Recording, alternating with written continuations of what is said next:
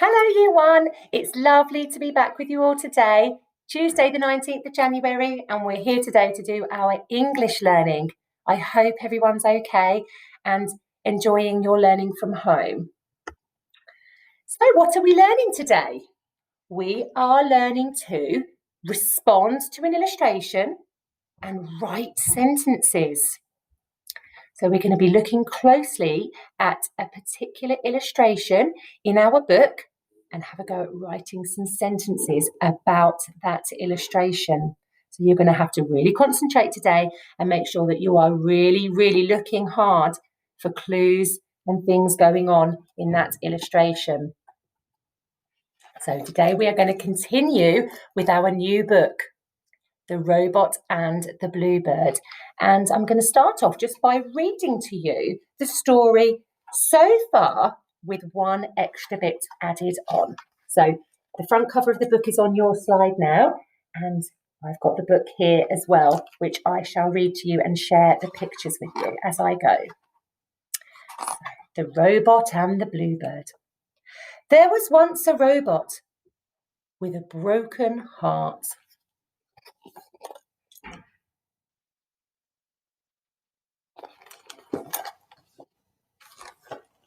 They did their best to fix him, but it wasn't any good.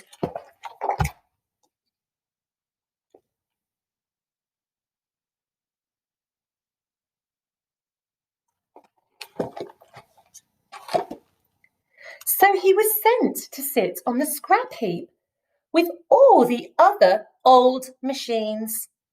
He tried talking to them. He said, "My heart was broken, you know." But they didn't answer. We have him there. And then again, we see him right at the top. The scrap heap.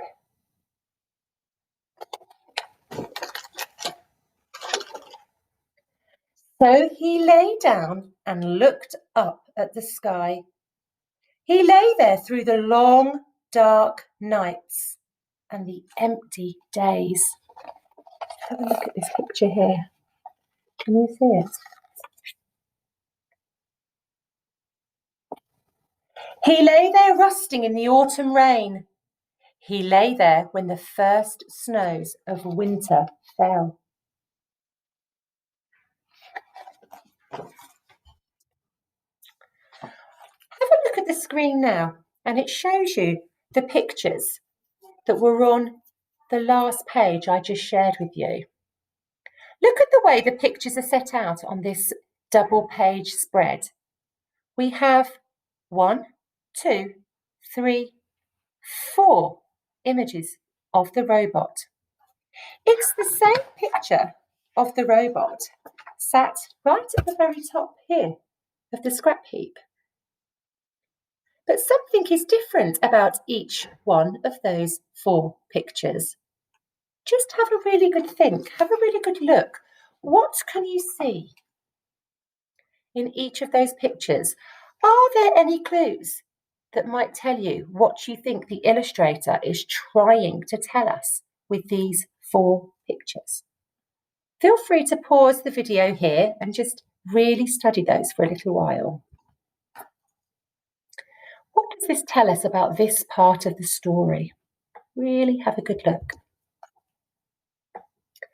So let's recap the text from this page. I'm going to read it out to you. So he lay down and looked up at the sky.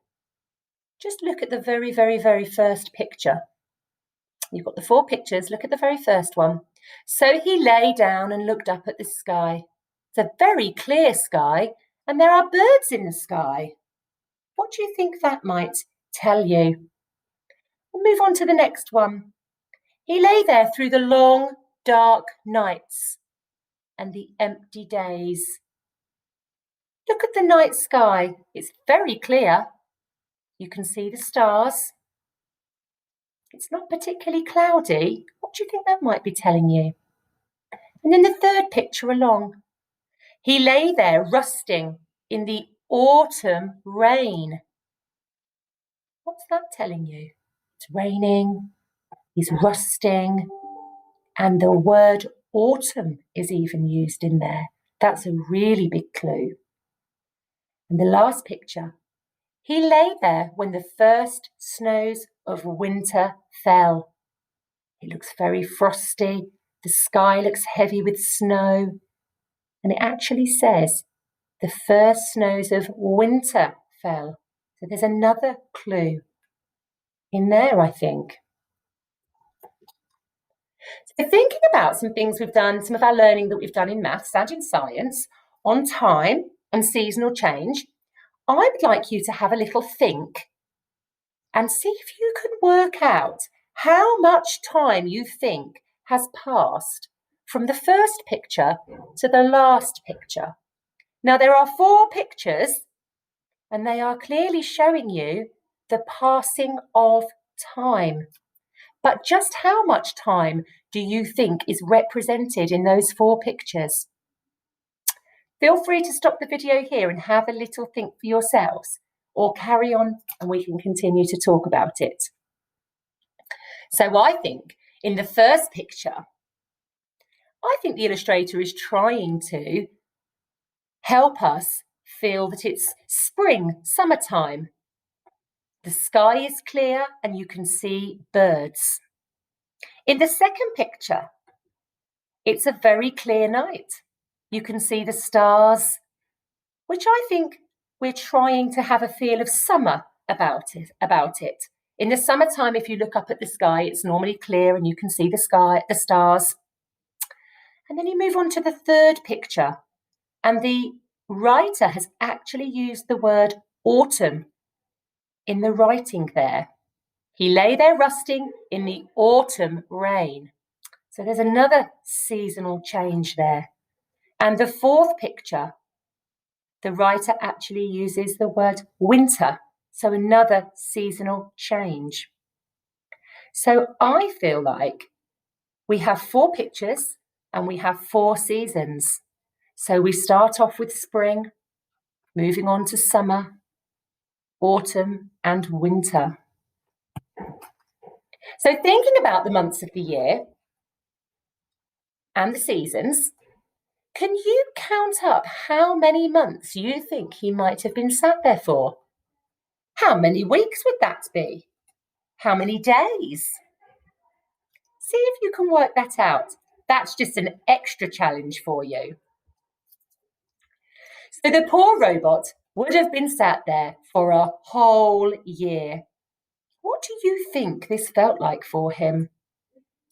Now I'm going to set you a little task at home. Can you ask a grown-up to set a 5-minute timer for you and try and sit still, really still, without talking or moving for the full 5 minutes? Just pause the video while you do that and then turn it back on once you've done it. So how did that feel to be on your own and silent for that amount of time? How do you think it must have felt for the robot who sat there for far longer than 5 minutes? He sat there for an entire year. What do you think he would have been thinking about as he laid there?